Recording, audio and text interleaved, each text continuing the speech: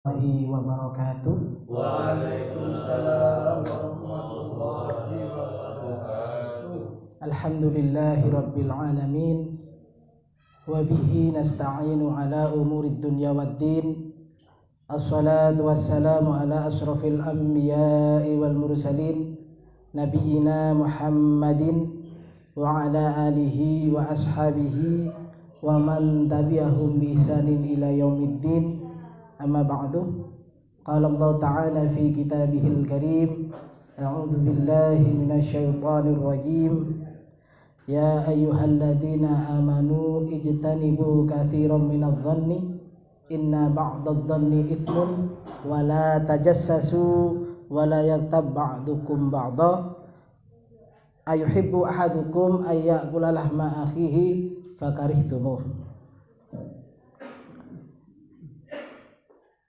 Al-ayah. Alhamdulillah, pada kesempatan yang berbahagia ini kita ditakdirkan oleh Allah bisa bermuajah kembali di dalam kegiatan taklim rutin yang diadakan oleh pimpinan ranting Muhammadiyah Gawok cabang Uluan. Mudah-mudahan Allah membalas kehadiran kita, langkah-langkah kita dengan kemudahan memasuki surganya nanti sebagaimana yang dijanjikan oleh Rasulullah sallallahu alaihi wasallam, man salaka tariqan ilal ilmi sahhalallahu tariqan ilal jannah. Barang siapa yang berjalan atau melangkahkan kaki untuk meraih ilmu, untuk mendapatkan ilmu atau mencari ilmu, sahhalallahu tariqan ilal jannah, maka Allah akan mempermudah jalannya untuk mencapai surga. Amin amin ya rabbal alamin. Sholawat serta salam mudah-mudahan tetap terlimpah curahkan kepada Rasulullah sallallahu alaihi wasallam yang menjadi suri tauladan kita bersama. Mudah-mudahan kita diberi kekuatan, diberi keistiqomahan untuk tetap dapat melaksanakan ajaran-ajaran beliau atau sunnah-sunnah yang telah beliau contohkan, sehingga kita nantinya mendapatkan syafaat di yaumil qiyamah. Amin amin ya rabbal alamin. Bapak-bapak dan saudara-saudara yang dirahmati oleh Allah Subhanahu wa taala, pada kesempatan yang berbahagia ini sebagaimana yang telah ayat yang saya kutip tadi, bahwasanya orang-orang beriman oleh Allah kembali lagi diingatkan atau dipanggil dengan panggilan yang mesra gitu. Ya ayyuhalladzina amanu, wahai orang-orang yang beriman. Ya ayyuhalladzina, he iling-iling wong kang padha iman. Orang-orang yang beriman diingatkan lagi. Sebagaimana ketika kita 2 bulan yang lalu ketika melaksanakan ibadah puasa diingatkan dengan ya ayyuhalladzina amanu kutiba alaikumus syiyam. Sama ini juga begitu, artinya penekanannya. Kalau kutiba alaikumus syiyam itu perintah ya, telah diwajibkan, itu artinya telah diwajibkan untuk berpuasa. Maka apa yang kami sampaikan ini juga kepada orang beriman, tapi larangan ya, larangan. Ijtanibu ya ayyuhalladzina amanu ijtanibu katsiran minadh-dhanni. Jadi jauhilah oleh kalian akan prasangka, banyak-banyak bersuudzon atau berprasangka itu. Saya ingatkan kembali kepada perintah Allah tentang puasa, bahwasanya di situ Allah memerintahkan kita berpuasa itu agar menjadi orang yang bertakwa ya. Maka kan ada tahapan-tahapannya, ada pembelajaran untuk menjadi muttaqin. Yang jelas dari asyam itu secara lugah adalah al-imsak, artinya menahan. Maka ada sabda Rasulullah sallallahu alaihi wasallam yang berkenaan dengan itu, yaitu riwayat Bukhari. Kalau rawahu Bukhari ya, Itu Rasulullah sallallahu alaihi wasallam bersabda, man lam yada qaula zur wal amal bihi ya, wal jahla ya, ini ya wal amal bihi wal jahla falaisa lillahi hajatun. Maka barang siapa yang tidak dapat meninggalkan perkataan kotor atau berbuat bihi ya, berbuat kotor juga, wal jahla dan berlaku bodoh, maka falaisa lillahi hajatun, maka tidak ada bagi Allah itu kepentingan. Nah, di dalam kita berpuasa ini sebetulnya tidak ada kepentingan untuk Allah Subhanahu wa taala. Maka kita harus berpikir, benarkah kemarin kita berpuasa itu betul-betul untuk membersihkan diri kita?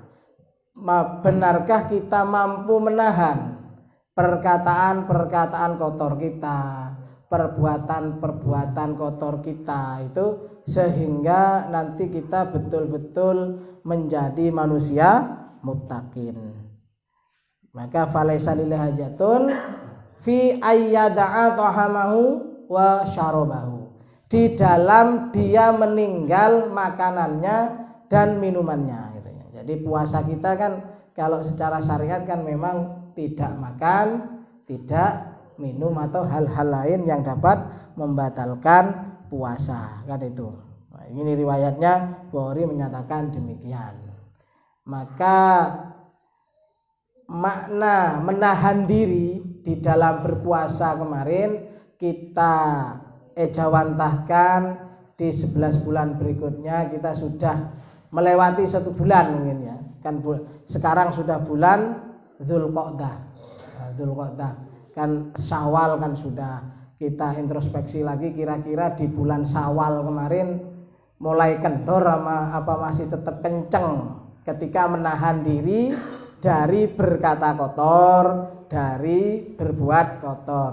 Ya, pemanaan kata kotor ini tidak langsung misalnya berhadapan ya, tidak. Maka kami bawakan ayat tentang larangan ghibah, suudzon yang pertama, yaitu lalu tajassus dan ghibah. Ini ada 3 hal di dalam ayat yang telah saya kutip tadi. Maka dari itu ketika kita sanggup menahan diri di bulan Ramadan karena eman mungkin ya, karena eman puasa sudah meninggalkan makan, meninggalkan minum, meninggalkan yang lainnya, kira-kira kita mampu enggak ketika tidak puasa kita praktekkan juga.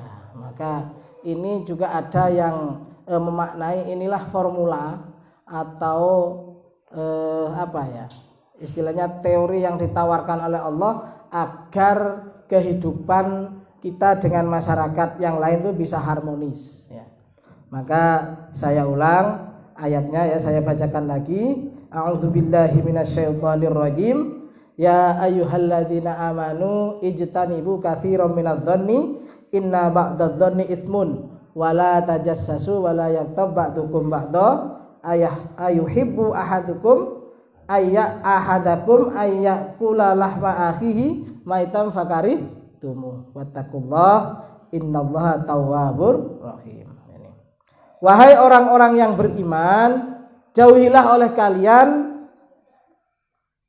bakathiron, banyak, minadh-dhoni berprasangka, banyak berprasangka. Jangan banyak-banyak punya kebiasaan lah sebenarnya. Jangan punya kebiasaan berprasangka terhadap orang lain. Inna ba'dadh-dhoni, karena sesungguhnya dzon atau berprasangka itu itsmun, dosa. Berprasangka itu saja dosa, berprasangka ya. Kerentek hati elek kan gitu. Prasangka itu kan kerentek hati elek atau punya pikiran jelek. Maka itu bagian dari dosa. Sudah bagian dari dosa. Belum terrealisasi kan. Berprasangka itu sudah punya pikiran jelek lah. Maka dalam Islam itu sebetulnya kita dianjurkan untuk positive thinking ya. Banyak berpikir positif. Nah, ini yang sulit kita praktekkan kalau di dunia politik kan gitu, sulit kita praktekkan apalagi dengan lawan-lawan politik mesti curiga. Dulu pikirannya jarang yang positif itu kalau itu. Karena kalau bisa menjatuhkan kan itu. Ya, itu agar kalah lawannya gitu. Itu. Tetapi di dalam kehidupan keseharian kita, apalagi di persyarikatan kita buang jauh-jauh. Kita latih berpikir positif, ya, berpikir positif.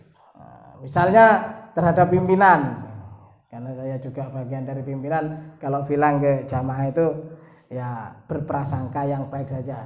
Kenapa kok jarang terurus? Mungkin cek ngurusi liani, bisa jadi ngurusi yang lain kan gitu. Nah, bisa jadi seperti itu, akhirnya tidak terurus. Maka yang punya kesempatan silakan terjun kan gitu. Jadi saling mengurus akhirnya. Itu inna ba'dadzonni itsmun wala, kemudian wala tajassasu, dan janganlah memata-matai, mencari-cari kesalahan, ya. Karena begini, bermanusia, ya, sifat dasar manusia, orang berbuat baik saja masih ada salahnya, ya. Satu contoh, misalnya siapa di sini, si A sudah perhatian pada tetangganya, bisa jadi ada tetangga yang lain itu juga punya prasangka yang tidak baik. Pasti itu sudah.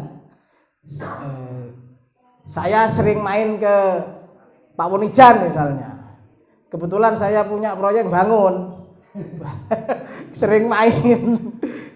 Bisa jadi nanti juga ada yang ngomong paling golek bantuan. Kok sering rono saiki, biasain ndak. Nah, itu. Rencananya saya juga sebetulnya mau sering main ke Pak Wonijan, nanya-nanya mengenai pengurusan wakaf. Kan bagiannya Pak Wonijan ya. Itu saya masih belum tahu caranya ngurus ikrar wakafnya itu. Jadi nanya-nanya dulu. Mau nanya-nanya seperti apa nanti pengurusannya. Karena masih belum dirubah status tanahnya, itu ya. Nah, seperti itu.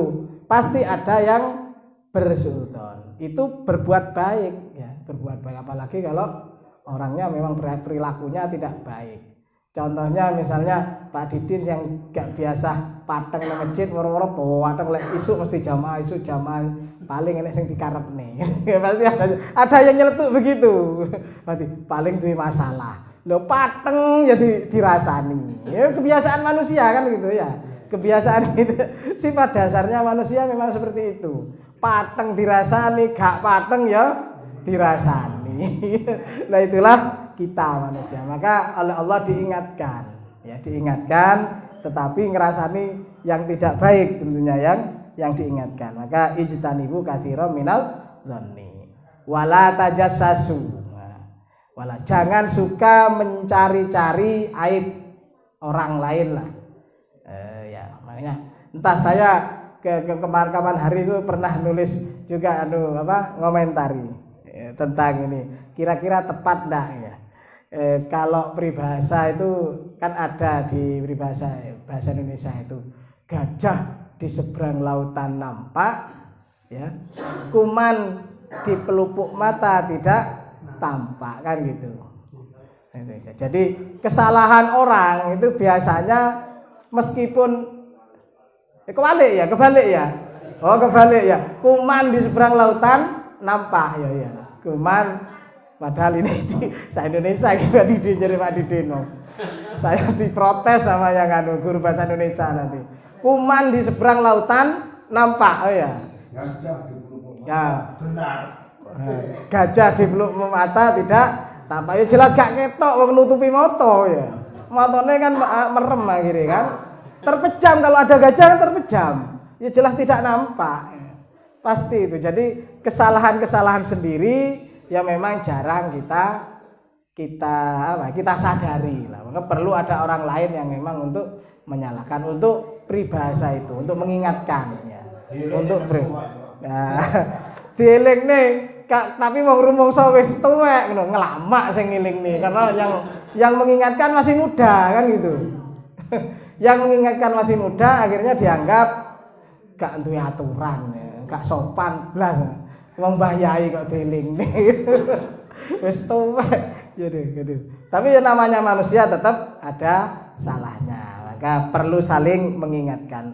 Jadi bahkan Imam Syafi'i itu menyatakan surat Al-Asri itu sebetulnya untuk mengharmonisasikan kehidupan kita itu sudah cukup, karena di situ ada iman, ada amal soleh, ada saling menasehati dengan sabar dan ya wasawis sobri itu ya, dengan penuh kesabaran saling menasehati. Itu sudah cukup sebetulnya untuk harmonisasi kehidupan bermasyarakat. Tapi ya memang wataknya manusia ya. Kalau yang ditiru Nabi Adam ketika salah diingatkan oleh Allah langsung Rabbana dzalamna anfusana, kalau kita deling nih ya mencak-mencak ya kan gitu. So, siapa kamu gitu? Apa kedudukanmu kok mengingatkan direktur misalnya? Kalau itu apalagi pimpinannya, pimpinan dikritik, gak duwe bayaran dikritik ae. Itu.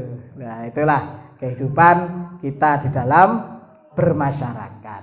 Artinya apa? Sebetulnya kembali ke makna puasa kita. Kalau mampu saling menahan diri, ya. Kalau mampu saling menahan diri, maka tidak akan sebetulnya pikiran-pikiran liar untuk bersuudzon, ya. Bersuudzon itu tidak akan muncul. Ketika muncul bersuudzon, ingat lagi, diingatkan. Oh iya, dosa. Suudzon itu kan jelas dosa yang nyata itu ya. Rasan-rasan lagi itu ya. Suudzon lah, kembali ke suudzon kan jelas dosa. Ijtanibu. Ijtani. Mungkin karena lafalnya bukan pakai kalimat haram itu, hurima mungkin ya. Gak mungkin pakai hurima, akhirnya rodok dienteng nih oleh kita ini. Ya. Suudzon itu agak dianggap ringan, padahal ini pangkal dari kerusakan hubungan antar sesama. Maka ditaruh di awal larangannya. Ya, ijtanibu katsiran minadh-dhonni. Kenapa? Karena ketika seseorang sudah punya pikiran negatif, nanti realisasinya cari info yang negatif pula terhadap orang lain tersebut. Gak mungkin yang bagus-bagus yang dicari. Pasti jelek-jeleknya yang diselidiki. Ya, pasti itu sudah. Kalau dia sudah punya pikiran negatif, akhirnya aibnya ini kira-kira terletak di mana? Sudah dicari. Maka larangan kedua Allah menegaskan wala tajassasu.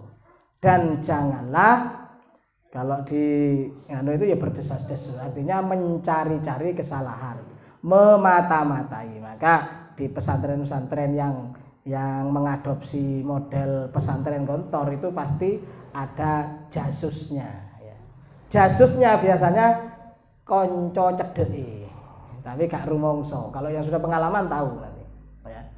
Jadi satu kamar, kalau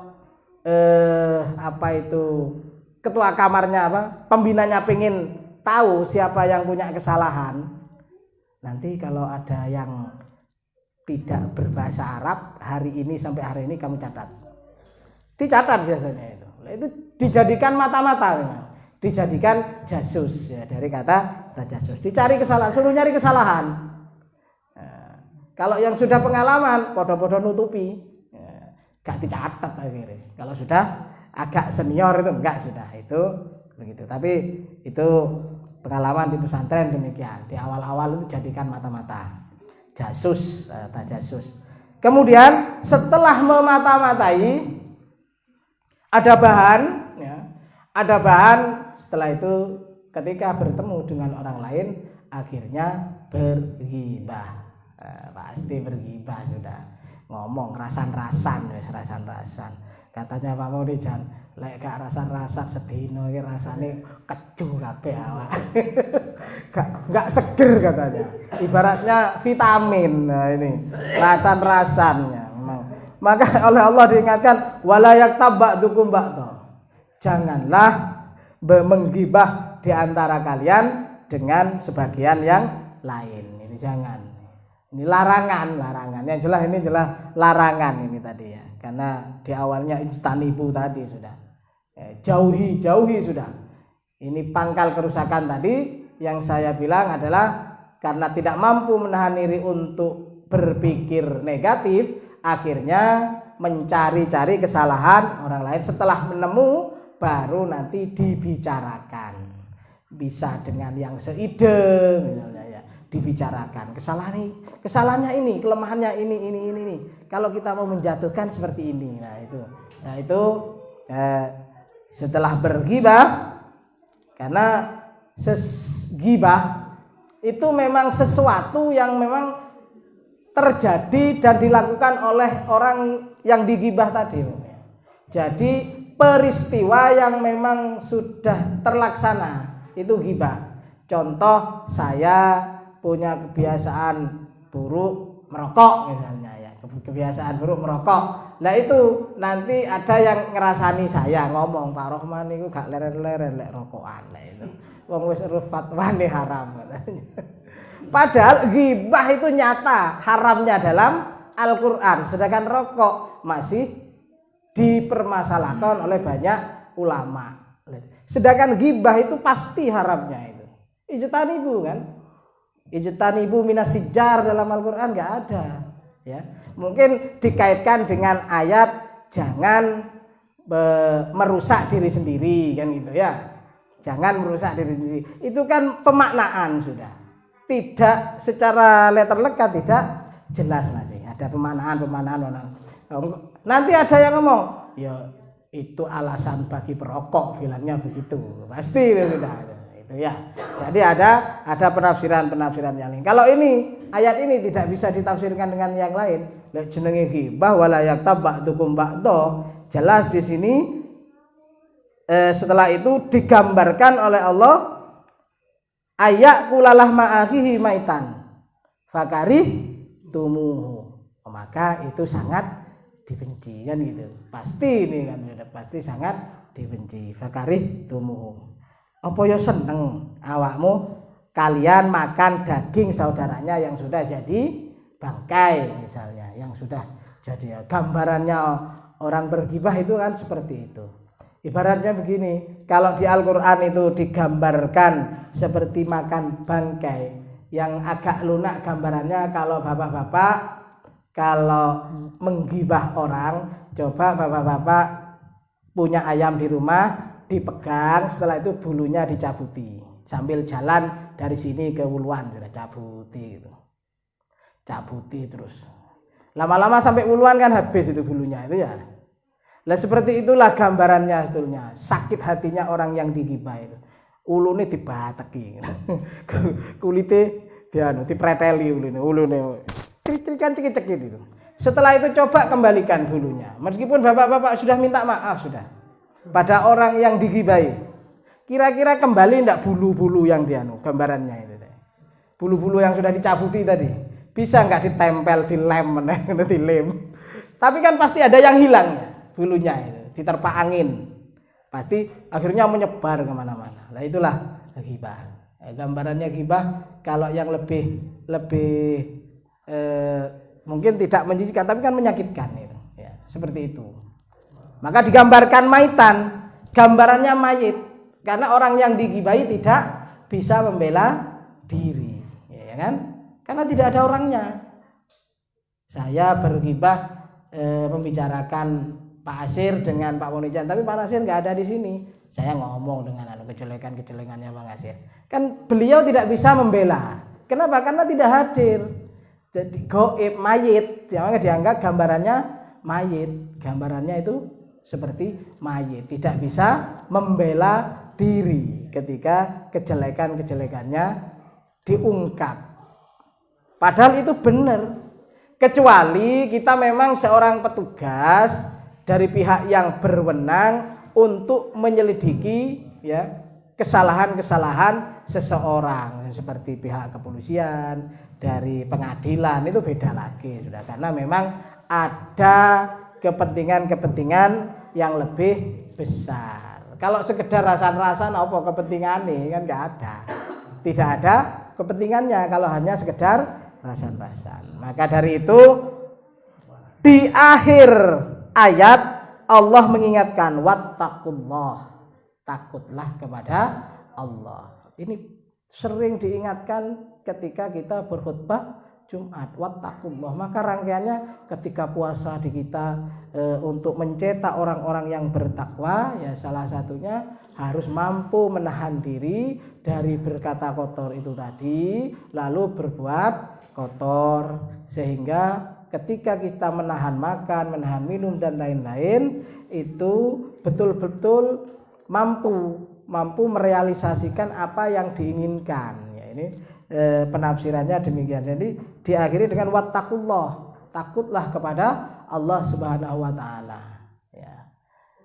Dalam artian kita mampu menjaga diri agar tidak sampai jatuh terhadap siksa Allah Subhanahu wa taala nanti di neraka. Kenapa? Innallaha tawwabur rahim. Kalau sudah kita memang sudah punya istilahnya sudah sering melakukan ghibah, ya. Innallaha tawwabur rahim. Sesungguhnya Allah Maha penerima taubat dan Maha kasih, ya itu. Maha penerima taubat Allah.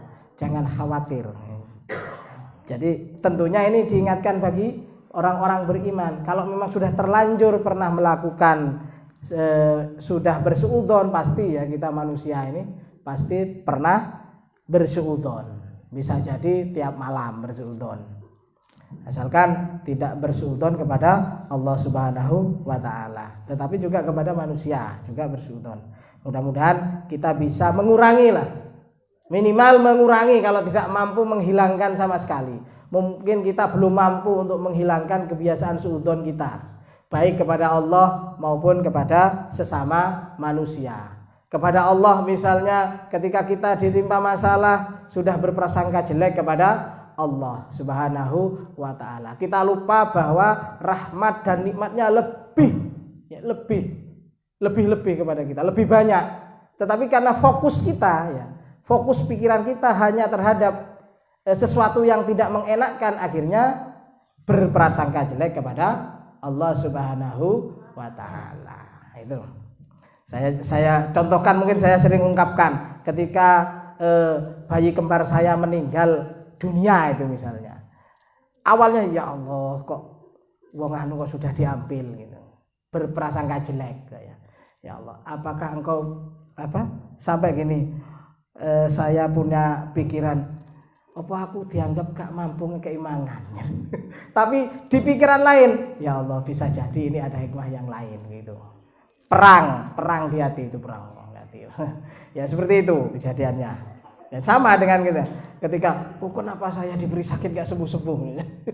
Kalau jangan diberi sakit gak sembuh-sembuh. Nah, misalnya, ini contoh misalnya ya, kok aku dikai linu-linu tok. Mulaku wangel wong aku lo pengen patang salat.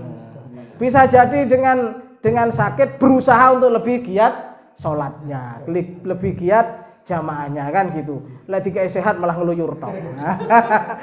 Bisa jadi kan seperti Allah Maha tahu yang terbaik untuk kita gitu ya. Allah maha tahu lah. Maka dari itu kita harus selalu berpikiran positif kepada Allah Subhanahu wa taala. Bahkan ada seorang penulis itu namanya Nasrullah, positive thinking itu kunci rezeki yang pertama katanya. Positive thinking itu kunci rezeki yang pertama. Kalau bapak-bapak sudah berpikiran positif, nanti ditambah silaturahmi malah untuk rezeki. Ya, orang silaturahmi itu kan berkunjung ke orang lain minimal dapat senyum kan itu dari yang ditamui, atau minimal dapat air kan itu kan rezeki sudah. Nah, kembali lagi apa yang kami sampaikan bahwasanya ketika kita sudah terlanjur punya kebiasaan yang jelek tadi ya suudzon, tajasus atau ghibah, ya kita kurangi sedikit demi sedikit. Eman. Ketika kita tetap punya kebiasaan itu, ini saya nukilkan dari Ibnu Abbas ketika menafsirkan ayat ini ya. Ibnu Abbas, sahabat Rasulullah, "Idza arata an tadhkura uyuba sahibaka fadhkur uyubaka." Ya. Maka ketika engkau ingin membicarakan aib sahabatmu atau temanmu, ingatlah akan aibmu sendiri. Akhirnya kan gak situ. wah aku dhewe akeh salahe gak sida wis enggak jadi sudah. Dalam pikiran mengurungkan untuk mengungkapkan kejelekan sahabatnya atau temannya. Karena beliau dikatakan wakilah dan dikatakan oleh beliau yu'ti abdu yaumal qiyamati kitabahu walaya rofi hasanatun. Dikatakan oleh beliau telah dihadapkan di hadapan Allah pada yaumul qiyamah nanti ya, catatan amalnya itu kitabahu kitabe, kita akan menerima kitab. Gambarannya kalau yang baik katanya lewat tangan kanan, yang jelek lewat belakang apa gitu, tangan kiri. Walaya rofi hasanatun, dan dia tidak melihat perbuatan baik sedikit pun di dalam catatannya itu. Nah, ternyata dikatakan fayaqulu aina sholati. Kemudian dia bertanya, di mana pahala sholatku? Wasyami, di mana pahala puasaku tadi? Wis poso, luwe, ngelak, sing kecanduan rokok gak rokokan kan gitu. Ya, akhirnya ini lek gak rokokan wis biasa bendina ngemut permen gak ngemut permen kan gitu. Kemudian ini wa taati, dan ketaatan saya tidak ada. Faqala. Maka dikatakan kepada dia, zahaba amaluka, katanya. Hilang amalmu kullahu semuanya. Bi'iktibabaka.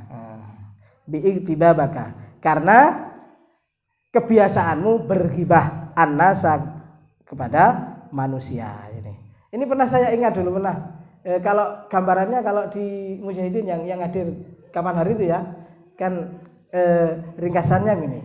Jadi Rasulullah SAW itu bertanya pada para sahabat, kalau awal hadisnya itu atadrunal muflis gitu ya. Tahukah kalian siapakah orang yang bangkrut? Kan kemarin pernah disampaikan itu ya, yang hadir mungkin di Mujahidin. Ingat ini Pak Munijan ini. Ingat ya, Pak Munijan hadir ya. Ya.